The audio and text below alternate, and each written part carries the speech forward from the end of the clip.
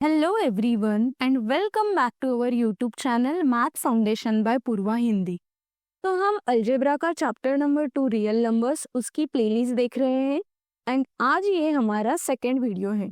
तो हम इस वीडियो में प्रैक्टिस सेट 2.1 के question number 1, question number 2 and question number 3 solve करने वाले हैं। तो आप ये वीडियो पूरा देखना, इसमें हम सारा solution with very simple language देखने वाले हैं। तो हम स्टार्ट करते हैं आज के वीडियो को। सबसे पहले हम देखेंगे प्रैक्टिस सेट 2.1 का क्वेश्चन नंबर 1। सो ये क्वेश्चन का ये जो फर्स्ट क्वेश्चन है ये मैंने स्क्रीन पर लिखा है। अब क्वेश्चन क्या दिया है, classify the decimal form of given rational number into terminating and non terminating recurring type. So इसका मीनिंग क्या है कि हमें एक डेसिमल फॉर्म दिया होगा। डेसिमल फॉर्म मतलब होता है p/q वाला फॉर्म, और इसको हमें एक तो टर्मिनेटिंग है या फिर नॉन टर्मिनेटिंग रिकरिंग टाइप है, ये ढूंढना है। ये सिंपल क्वेश्चन दिया हुआ है। सबसे पहला क्वेश्चन है 13 डिवाइड बाय 5, तो वो हमने यहाँ पे लिख लिया। अब अगर 13 को 5 से डिवाइड किया तो आंसर आता है 2.6। सो ये कैलकुलेशन मैंने ऑलरेडी अपने नोटबुक में करके रखा था, ठीक है। अब चेक करना कि 2.6 कौन सा टाइप है। सबसे पहले हमें क्या देखना है कि डेसिमल के बाद वाले नंबर रिपीट हो रहे हैं, नहीं, ये यहाँ पे रुक गए हैं। सो अगर डेसिमल के बाद कोई भी नंबर रुक गया है तो उसको बोलते हैं टर्मिनेटिंग टाइप। सो ये डेसिमल फॉर्म हो गया टर्मिनेटिंग टाइप। अब हम सेकेंड क्वेश्चन देखते हैं जिसमें नंबर दिया है 2/11। अब अगर 2 को 11 से डिवाइड किया तो आंसर आता है 0.18, 18, 18 एंड सो ऑन। अब चेक करो आप कि यहाँ पे डेसिमल फॉर्म कहीं पे स्टॉप हो रहा है क्या? नहीं, तो जो डेसिमल फॉर्म है वो आगे बढ़ता ही जा रहा है। दूसरी चीज है कि डेसिमल फॉर्म में जो नंबर है जैसे 18, ये रिपीट हो रहा है। सो 18 आ गया, वापस 18 आ गया, वापस 18 आ गया। रिपीट होना मतलब होता है recurring. So this type of decimal form is non terminating recurring type. So इसमें दो चीजें आ गई, एक तो वो रुक भी नहीं रहा है एंड दूसरा वो रिपीट हो रहा है।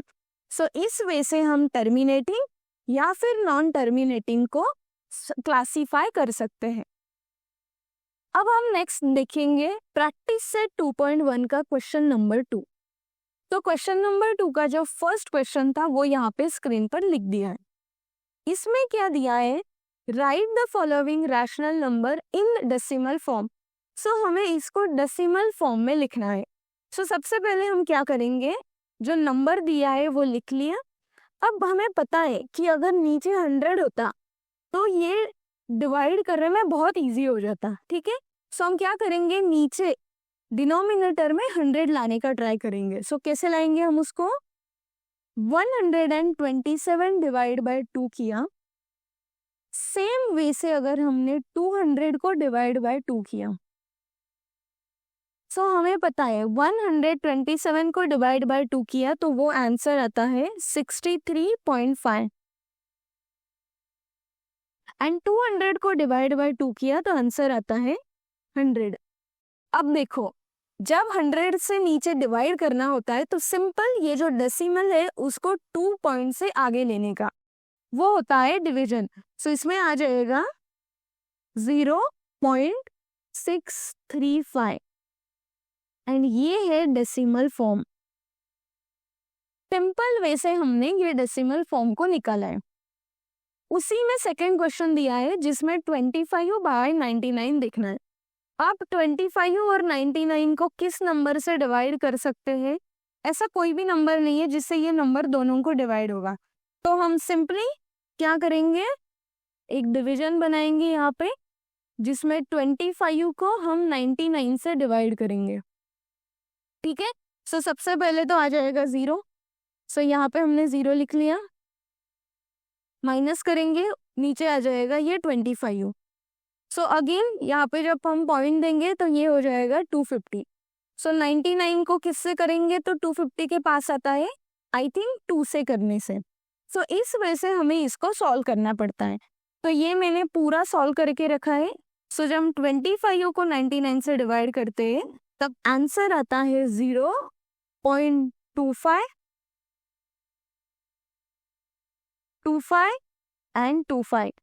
सो ये कंटिन्यू होते जाता है। इसी को हम लिखते हैं 0.25 और उसके ऊपर ये बार। ये बार का मीनिंग होता है कि ये 25 रिपीट हो रहा है डेसिमल फॉर्म में। सो इस वजह से हमें अगर कोई भी रैशनल नंबर दिया होगा तो उसको हमें डेसिमल फॉर्म में लिखना होता है। फाइनली ये वीडियो का ये थर्ड क्वेश्चन है जिसमें हम प्रैक्टिस सेट 2.1 का ये लास्ट क्वेश्चन सॉल्व करेंगे। तो इसमें क्या दिया हुआ है, write the following rational number in p by q form. So एक रैशनल नंबर दिया होगा उसको हमें p बाई क्यू के फॉर्म में लिखना है। सो रैशनल नंबर है x इक्वल टू 0.6 का ऊपर दिया है बार। इसका मीनिंग क्या होता है कि ये जो 0.6 है ये रिपीट हो रहा है। अब नेक्स्ट हम क्या ढूंढते हैं कि डेसिमल फॉर्म के बाद कितने नंबर है। डेसिमल फॉर्म के बाद सिर्फ एक नंबर है, सो 1 पे सिर्फ एक 0 आएगा और ये बन जाएगा 10x। अब 0.6 को अगर 10 से मल्टीप्लाई किया तो सिंपल ये जो 6 है ये आगे आ जाता है एंड ये बाकी वाला जो 6 है वो वैसे ही रहता है। सो अभी हमारे पास दो नंबर हो गए, एक तो x हुआ, दूसरा 10x हुआ। अब ये दो नंबर्स को हम माइनस करेंगे एक दूसरे के साथ। सो 10x माइनस x किया तो यहाँ पे क्या आता है 6.6 डैश माइनस 0.6 डैश। 10x में से एक x चला गया तो वो हो जाएगा 9x एंड यहाँ पे आ जाएगा 6.6 में से 0.6 माइनस किया तो कितना आता है 6.0 एंड ये जो बार था ये यहाँ पे वापस आ गया। सो अब हो जाएगा 9x which is equal to 6.000 meaning 6 ही होता है। सो इसको हम लिखेंगे सिर्फ 6 एंड फाइनली आ गया x इक्वल टू 6/9। ये 9 यहाँ पे मल्टीप्लीकेशन था, यहाँ पे जाके हो गया वो डिवाइड। अब हमें पता है कि x इक्वल टू 6/9 है। सो यहाँ पे 3 से डिवाइड किया तो ये आ जाएगा 3 2 जा 6 एंड यहाँ से आ जाएगा 3 3 जा 9। सो x इक्वल टू क्या बना 2/3 एंड ये हमारा p बाई क्यू फॉर्म है।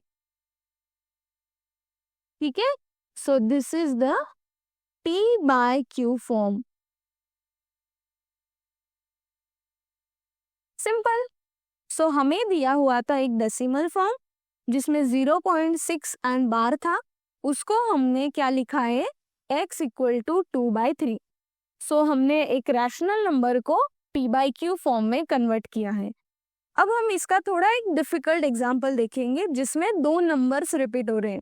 सो हम वापस क्या करेंगे, सबसे पहले तो x इक्वल टू लिखेंगे 0.37। बाद में हमें क्या चेक करना होता है कि ये जो डेसिमल पॉइंट है इसके बाद कितने नंबर से, दो नंबर। अगर दो नंबर है तो 1 के आगे हम 2 zeros लगाएंगे। ये सिंपल ट्रिक है, इससे हम कभी भी गड़बड़ नहीं करेंगे।